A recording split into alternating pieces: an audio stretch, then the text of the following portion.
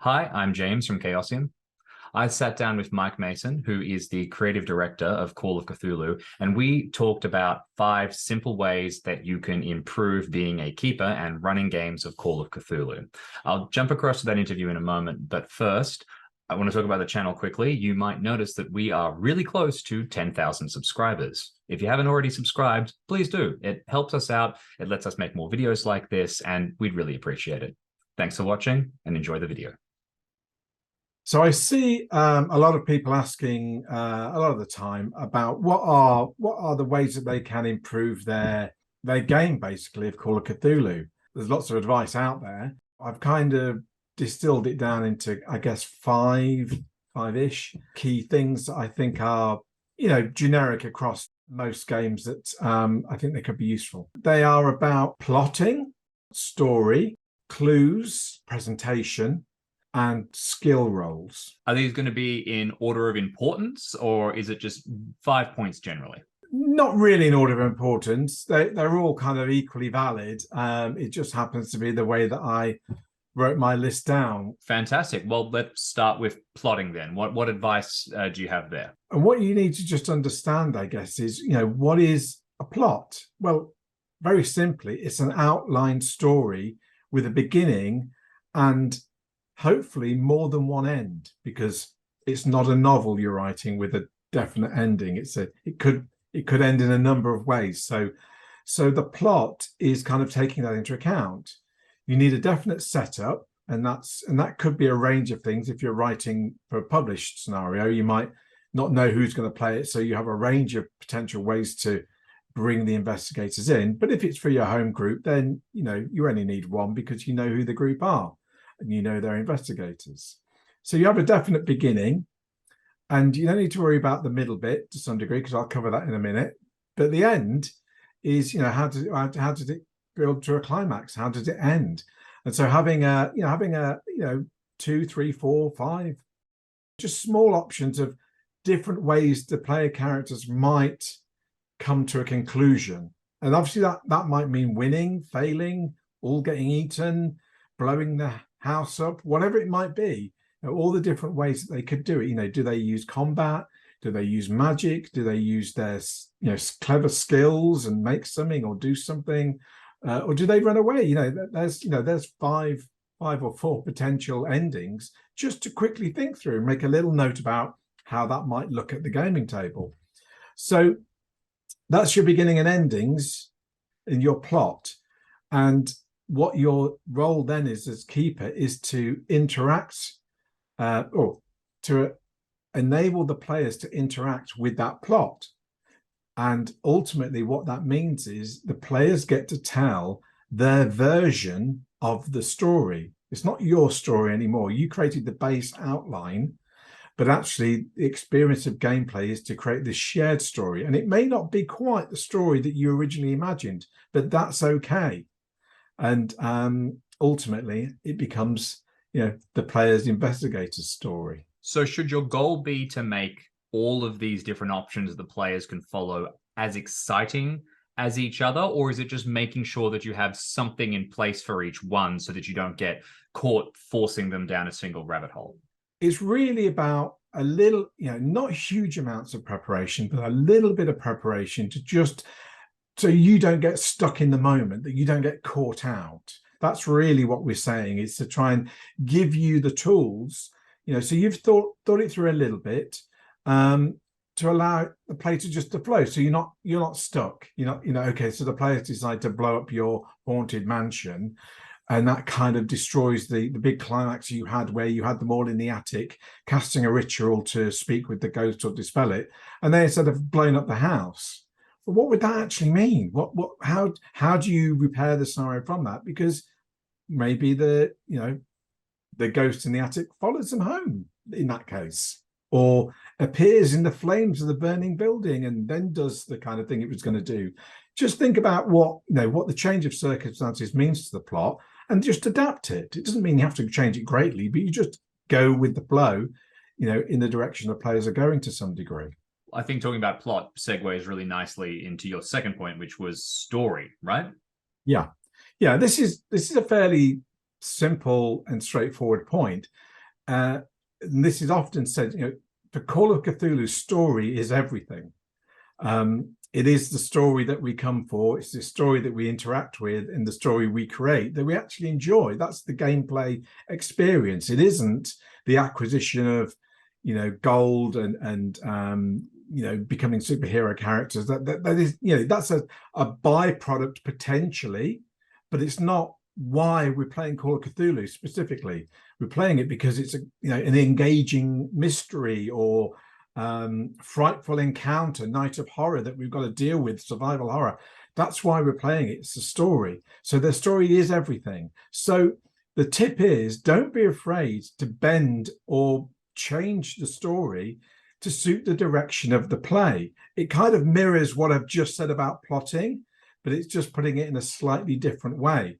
The best example I can think of off my head that I used, there's a scenario that I ran where there's this big kind of mountain looming over this little town, and in the mountain is really where the monsters are, to tell a long story short. And ultimately the way the scenario had been written was that the players are kind of expected to go to the mountain, encounter the monsters and have some japes and fun and terror. And maybe they run screaming away and that ends it, or they seal up the mountain or do something, to deal with the situation. It's fairly open-ended, but ultimately they've got to go to the mountain.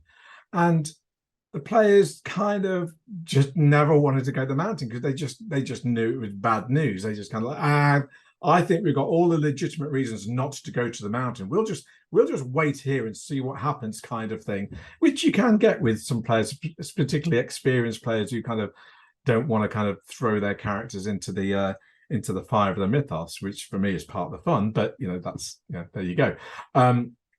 So I had this choice: do I kind of end the scenario there with not a lot happening, which would not be fun for me or them, or do I change and bend the story?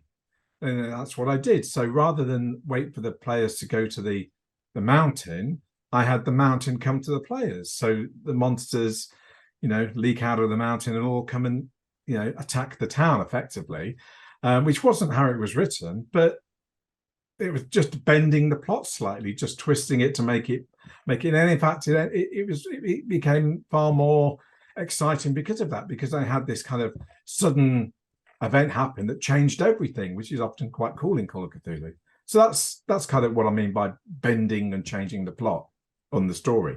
Taking those 2 points in tandem, would it be fair to say that it doesn't matter how many great options and endings you have available if you're not willing to change the path of the story to hit one of those different endings?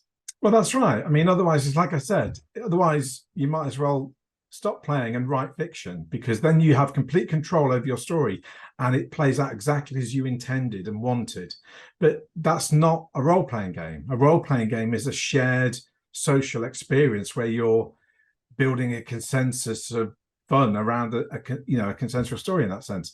So if you get upset that the players aren't doing it right, then you need to have a think and maybe have a word with yourself about what am I doing here? Why do I expect the players to behave this way when they're players and they will do other things they want to do? If I can't adapt to that and roll with it, then maybe writing fiction is actually a much more productive use of your time, because that's the kind of level of control you want.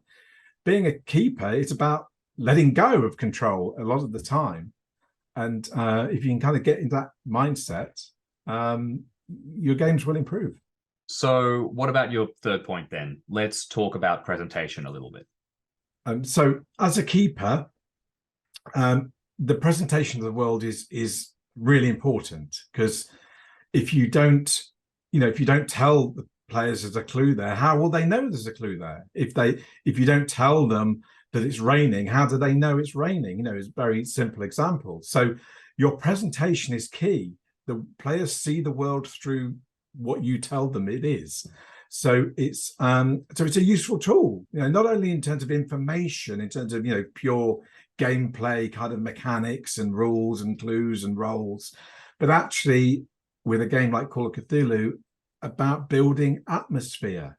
So your presentation is really a real tool for you to use.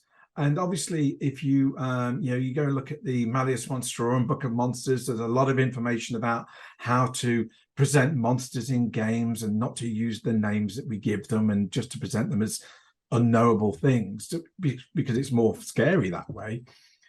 But apply the same logic to everything else. So when the players enter the attic, not only do you need to say, oh, there's a window in the roof and there's lots of cobwebs and it's very dusty, well, that's like every attic in a haunted house. Why is this one worse, in your game? Well, what's that strange smell? Or when you put your hands on the top rung to climb into the ladder, there's a kind of a greasy kind of moisture on there that's not really water, it's thicker. Those kind of things to kind of heighten the tension, heighten the atmosphere. The way that the NPC not only speaks, with your voice, how do they smell? How do they look? What are them strange mannerisms? What when the investigator just kind of glancingly kind of catches their fingers on the NPC's sleeve, what strange powder comes off them? All of this helps to create the presentation and create atmosphere. So what I'm saying is, don't just apply this to monsters, apply this, across the board where it's appropriate. You can't obviously do every single thing in this level of detail, but choose your moments and use this. And then don't forget the sixth sense. It's Call of Cthulhu after all. What's that sense? What's the feeling they're getting in this place? Or what is the feeling they get talking to this person? What is, is there a sense of strangeness or wrongness or something, So yeah, use those and enhance your presentation skills, basically.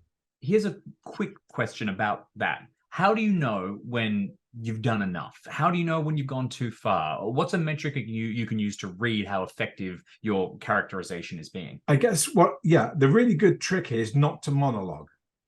Less is more. Even though I'm telling you to do more of it, doing less of it when you do it is actually more effective. So think of it like a drip feed. So you'll, for example, the librarian is sat at the desk. They seem to be the only person in the library. What do? The players then say, "Oh, we go to talk to the librarian," and then you say, "Well, when you get there, there's a strange kind of smell. It's you've got it on the tip of your tongue. You can't quite think what it is," and then stop. Let the players think of what that smell could be, because it could be anything. It could be good. It could be she smells of roses. It could be she smells of linseed oil, whatever. But stop. Let the players fill in the pauses. They'll probably speak and say something else and maybe try and find out more, and then drip feed a little bit more information. So you kind of drip feed and get the player reaction to kind of build. And, stop when you've reached that moment. Before you actually necessarily give a full reveal or say too much, just, stop yourself and allow the players to kind of their imaginations to fill in the gaps. So that drip feed approach is what I recommend, I guess. So let's talk about option 4 now. Let's talk a little bit about clues. Yeah, okay. Clues. Well, the tip is they're not set in stone. You will find some keepers who kind of like, players read, kind of in the raw kind of thing. I mean, the clues have to be in the location it says in the published scenario, because that's what's published. And so, well, no, they don't. They happen to be there because that seemed to be the best place when the writer was coming up with the kind of the outline of the scenario. That made sense for the clue to be there. That doesn't mean it has to be there, and it is perfectly okay to, just like you can bend and change the plot a bit to kind of adapt to the players, you can do the same with the clues. So if the clue, the written clue is found in a journal in the library or in some bedroom or something, and the players never go to that house, then why can't the clue be moved into the mouth of an NPC? Oh, you meet, you're talking to an NPC and they mention, "Oh yeah, I remember old man Johnson. I remember him saying once the clue, and that might either just be enough to lead them to the house to get the full clue, or maybe not, and you just give them the full clue there and then. It doesn't really matter, as long as they get the information that's required to kind of help them, move along. So they're not set in stone. They can be moved or reimagined, as I said. Just move the journal or put it into the mouth of somebody else, or whatever. The other action, the other tip, which is kind of joined with this, is make use of the idea roll when it's needed in the game. And the idea roll is a very simple mechanic for players who are basically get stumped. They kind of get to a point where we're just not sure what to do next, or we've got so many clues we're just buried, or we haven't found enough. We did avoid going to the mountain full of monsters because we thought it was a bit too scary, and we went to the saloon instead. Then while they're having a drink in the saloon, then say, would you like to make an idea roll?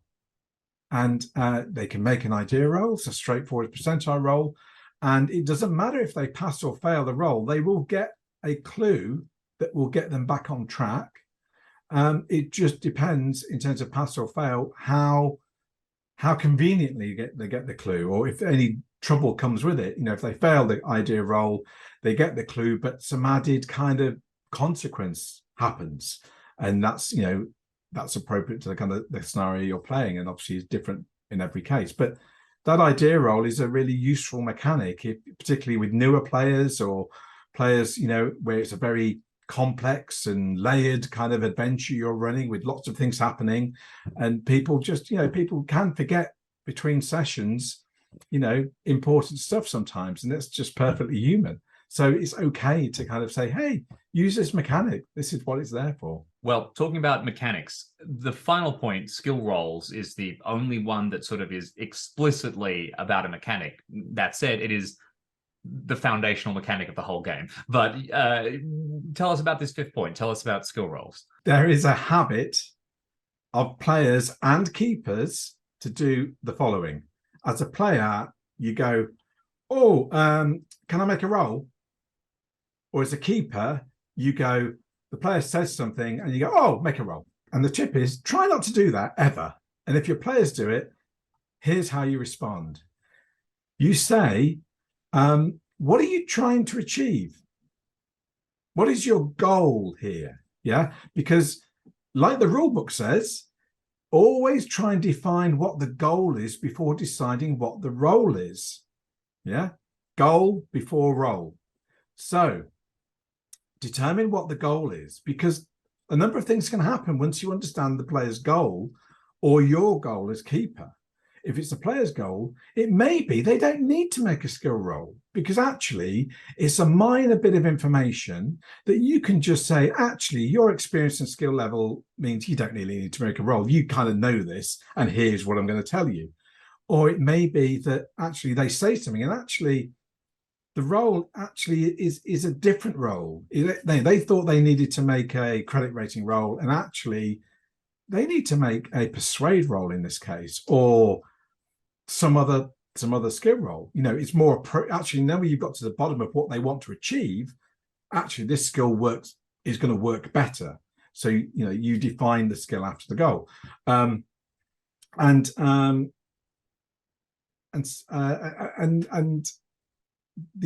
terms of the other angle to this, the keeper side, is understanding what the outcome could be. So when you just say, normally it's when the player says, "Oh, I've only got 1% in I don't know, set monsters on fire or something skill." Yeah, and best friend in the world, they ain't going to make 1%. Well, have a roll anyway. Yeah, and you know what? 1% can actually be rolled. So what happens when they've just said, my goal is to set fire to the main monster, or the main cultist, destroying your big end scene, and they roll a 1%. Well, you thought they weren't going to. You only said to make the roll because you didn't think they would make it. That's why you said make a roll. So take a back step and think, what are the consequences of this roll? really, you should only be asking for rolls if you know the consequence of success and failure, because both can happen in a game.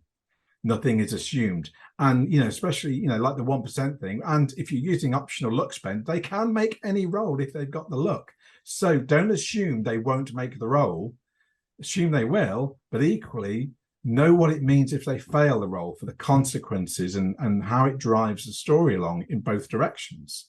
So that's a really key thing, and that's the thing that catches keepers out when they say, "I'll make a roll," and the player makes a roll they didn't expect, because then suddenly suddenly the spotlight's on you, and you've got to come up with a plausible way to fit this success or failure into the game that you weren't expecting. So don't put yourself in that position, is what I'm saying. As keeper, you are in control. We make it crystal clear in the rules. The keeper determines what skill is rolled and whether a skill roll is required. So if you break your own rules, you land yourself in it sometimes. So don't break your rules, and just actually think before you ask. And as I said, a lot of the time, sometimes you don't need a skill roll. You just role play it through and it happens, and that's fine too. All comes down to the style of game that you're looking to play. That's 5 tips, 5 ways to improve your game. Do you have any last points you want to make? Any statements in conclusion? The other sixth secret tip that I would suggest is there's a chapter in the Keeper rulebook. It's called Chapter 10, Playing the Game. And I know for a fact people kind of skim read it, maybe not even read it at all, because they've been playing role-playing games for years and years, and they do know everything and all the rest of it. And that's fine, However, what Chapter 10 is a distillation of nearly 40 years worth of gaming experience from myself and Paul and others into what would be useful advice for people running Call of Cthulhu specifically. Things about the dice rolling, about presentation, all these things I've covered are kind of in this chapter. So if you want to just refresh your memory and just get it, allow you to kind of a bit of headspace to think it through, go back to that chapter and have a look at it. It's full of useful things. And, it's I think one of the most important chapters in the book, that is often one of the most overlooked or undervalued chapters in the book, because people, they focus on everything else, all the cool, shiny things like spells and monsters and the core rules and all that kind of stuff. But actually, this is how you bring it all together. So that's my 6th tip is, go read Chapter 10.